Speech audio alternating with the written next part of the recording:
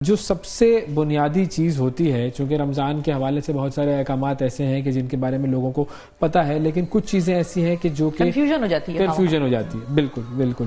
تو ان کنفیوژنز کو دور کرنا ہمارا مقصد ہے کہ ہم ان کنفیوژنز کو دور کریں. تو جی ایک تو یہ ہوتی ہے، اکثر لوگوں نے بھی یہ پوچھا ہے ہمارے پاس جو لوگوں کی طرف سے سوالات ہیں، اس میں بھی یہ ہے کہ ہم جب سحری کر رہے ہوتے ہیں، سحری کے بعد ہم اکثر کبھی جلدی میں پانی پی لیا، اذان پہ کان ہے اور ٹائم ہو گیا ہے، اچھا پڑھنا ہی ہے، نماز پڑھنی ہے، بس روزہ بند کرنا ہے، تو نیت کرنا لوگ بھول جاتے ہیں، وہ جو عربی کی نیت ہوتی ہے. تو اکثر لوگ یہ بعد میں شک کا اظہار کرتے ہیں کہ پتہ نہیں ہے روزہ قبول ہوگا نہیں ہوگا، نیت نہیں کی تھی، تو اب یہ والا سلسلہ ہو جاتا ہے. تو اس کے روزہ رکھنے کی نیت اور افطار کی نیت، یہ دونوں نیتوں کی جو اہمیت ہے وہ کیا ہے؟ بسم اللہ الرحمن الرحیم. بہت شکریہ آپ کا اور آپ کے چینل کا. دیکھیں، میں عرض کروں گا کہ نیت جو ہے دل کے ارادے کا نام ہوتا ہے. جب آپ سحری کے لیے اٹھتے ہیں، سحری کھاتے ہیں، تو آپ کے روزے کی نیت ہے، نیت دل میں ہوتی ہے. ٹھیک ہے، تو وہ دل کی نیت ہی کافی ہے.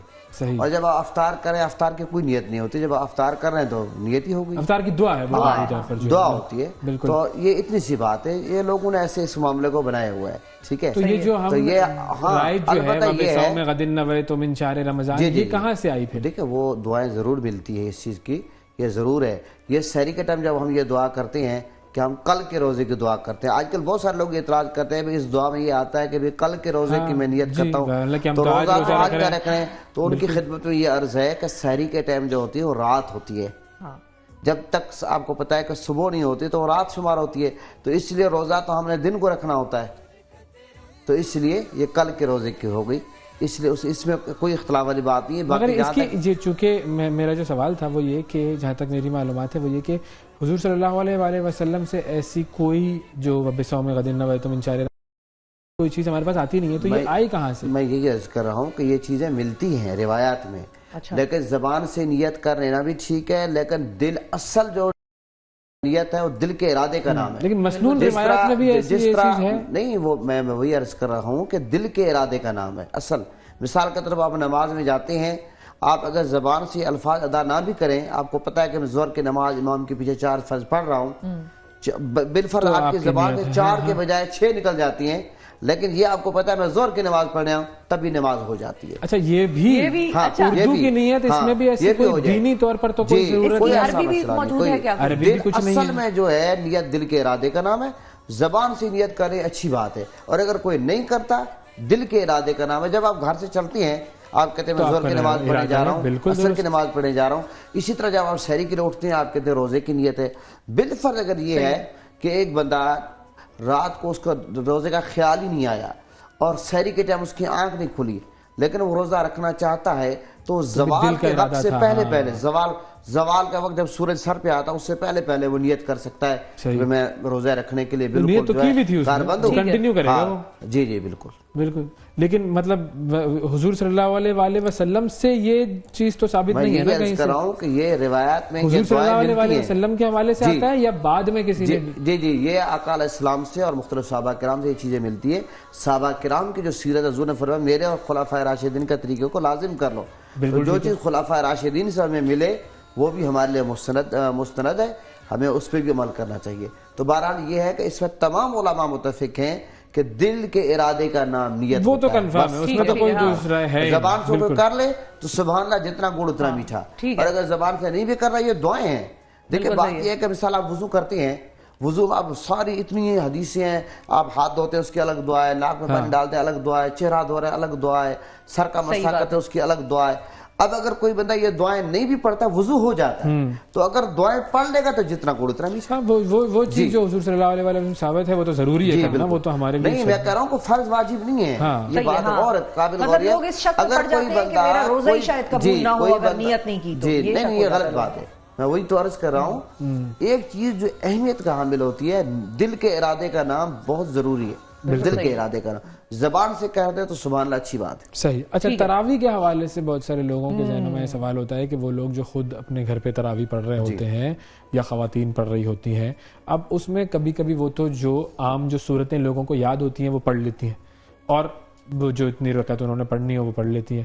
کچھ لوگ ایسے ہوتے ہیں کہ جو کہ قرآن کو ہاتھ میں اٹھا کر اور پھر وہ تلاوت کرتے ہیں یا موبائل کی اسکرین پر یا کسی بھی طریقے سے اس کو دیکھ کر پڑھ رہے ہوتے ہیں. تو اس کے حوالے سے کیا کریں؟ دیکھیں میں یہ عرض کروں گا کہ پہلی بات یہ ہے کہ تراویح کے حوالے سے میں اگر آپ چاہیں تو میں 2 سوالوں کو جوڑ دیتا ہوں. پہلے تراویح کی حقیقت پہ بات کرتے ہیں، پھر قرآن کے دیکھنے کے بعد ایک بات ذہن نشین کر لیں کہ تراویح جو ہے یہ 20 رکعت تراویح پڑھنا یہ سنت موقدہ ہے.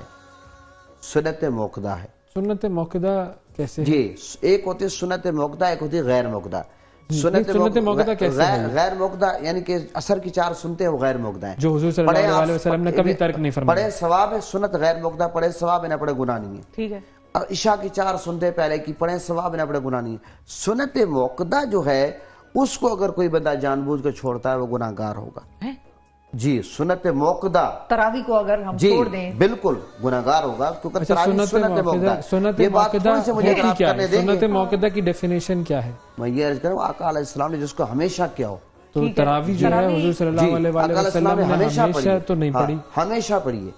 اچھا یہ جو روایات آپ تھوڑا سا مجھے آگے چلنے دیں گے میں بات کروں. میں یہ عرض کر رہا ہوں کہ آقا علیہ السلام نے تراویح ہمیشہ پڑھی. اکت ہوگا ایک دفعہ کو ایک آدھ دفعہ رہ گئی الگ بات ہے. آقا علیہ السلام نے تراویح ہمیشہ پڑھی ہے.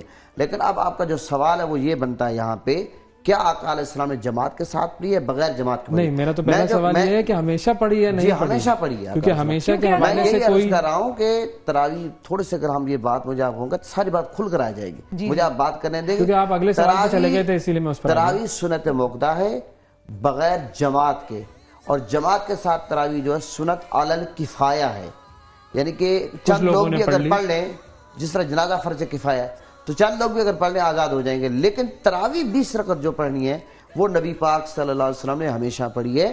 جماعت کا یہ ہے کہ آقا علیہ السلام نے ایک آدھ نے اہتمام کیا پھر آقا علیہ السلام نے اہتمام نہیں کیا اس لیے کہیں یہ فرض نہ ہو جائے. پھر حضرت فاروق اعظم رضی اللہ عنہ نے دیکھا کہ کوئی اکیلے لوگ پڑھ رہے ہیں. فاروق اعظم نے فرمایا کہ اب تو میرے آقا دنیا سے تشریف لے گئے، اب تو فرض والی کیونکہ فرض والی بات ہے ہی نہیں، اب تو سنت ہی رہے گی. تو فاروق اعظم نے پھر جماعت تراویح کی شروع کروائی. تو لہٰذا تمام صحابہ کرام اہل بیت سے یہ تراویح کا سلسلہ چلا آ رہا ہے اہل بیت پنجتن پاک سے کہ 20 رکعت تراویح ہے. 20 رکعت جماعت جو ہے سنت علی الکفایہ. اب اگر کوئی بندہ جماعت کے ساتھ نہیں پڑھتا وہ اکیلے میں اس کو ہر صورت میں تراویح پڑھنی ہے. اب اگر لوگ یہ کہتے ہیں کہ جناب یہ قیام اللیل ہے، نبی پاک صلی اللہ علیہ وسلم نے تہجد کی رکعت پڑھی، لوگ یہ اعتراض کرتے ہیں. تہجد کی رکعت آقا علیہ السلام نے 8 پڑھی ہیں اور میرے آقا کا معمول یہ ہوتا تھا آقا علیہ السلام 3 وتر بھی تہجد کی نماز کے ساتھ پڑھتے تھے. تو یہ 11 رکعتیں بن جاتی تھے کہ بہت سارے لوگ تہجد کی نماز کے لیے نیند ضروری ہے. بالکل جب تک آپ نیند کے بعد 2 منٹ بھی اگر آنکھ 2 منٹ میں آنکھ لگ جائے. آج کل تو یہ بھی بڑا چل رہا ہے کہ بغیر سوئے بغیر رات 2 بجے نہیں تہجد کی نماز کے لیے آنکھ لگنا ضروری ہے. تو یہ بات یاد رکھیں تراویح کی نماز بہت لازمی ہے. کوئی 8 ایک بات میں جوڑوں کوئی 8 رکعت پڑھ رہا ہے کوئی 12 پڑھ رہا ہے. اس کی میں ایک ایسی خوبصورت دلیل آپ کو دیتا ہوں.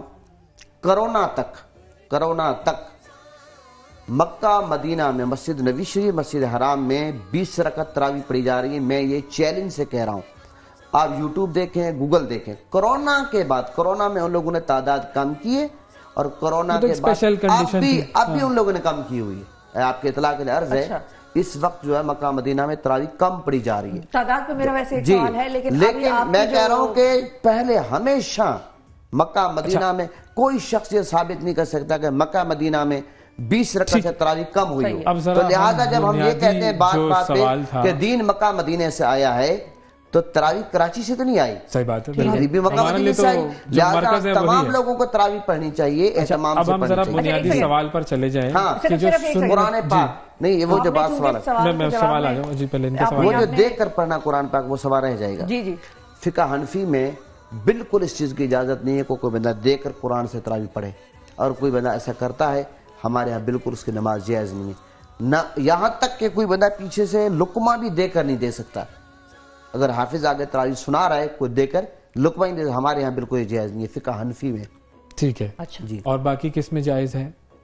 باقی جس میں جائز ہوگا فقہ حنفی میں جائز نہیں. باقیوں میں ہوگا نا. میں وہی کہہ رہا ہوں کہ اس میں ہمارے ہاں فقہ حنفی میں جائز نہیں. لیکن باقیوں میں جائز ہے یا نہیں ہے؟ میں کہہ رہا ہوں کہ یہاں پاکستان میں حنفی رہتے ہیں. نہیں پاکستان میں اور بھی رہتے ہیں. میرا تو سوال یہ ہے حضور والا آپ باقی میں تو ایک سوال یہ کر رہا ہوں کہ کیا باقیوں میں جائز ہے یا نہیں ہے؟ آپ پاکستان میں حنفی رہیں یا شافعی رہیں وہ ایک الگ معاملہ ہے. میں یہ کہہ رہا ہوں کہ میں یہ عرض کر رہا ہوں کہ باقی کا موقف جو ہے وہ تو باقی دیں گے. اس کے ہمارا موقف ہے, میں حنفی ہوں, فتنہ حنفی میں قرآن دیکھ کر نماز میں نہیں پڑھ سکتے. ہاں تو ہم یہ کہیں گے کہ بھائی اس کا موقف ہم بیان نہیں کر رہے, یا ہمیں اس کی معلومات نہیں ہے, لیکن جو حنفی موقف ہے وہ ہم نے بیان کر دیا تاکہ ناظرین کو پتہ لگ جائے. اب ظاہر ہے یہ جو تراویح کے معاملات ہیں اس پر مزید ہمیں میرے خیال میں گفتگو کرنا ہے. میں نے چاہا کہ تھوڑی سی اس کی وضاحت ہو جائے, بات سمجھ آ جائے کسی کو, اس طریقے سے بات سمجھ ہی نہیں آتی. بالکل بالکل. ایک بہت شکریہ ادا کریں گے سر آپ کا, وقت لیا آپ نے.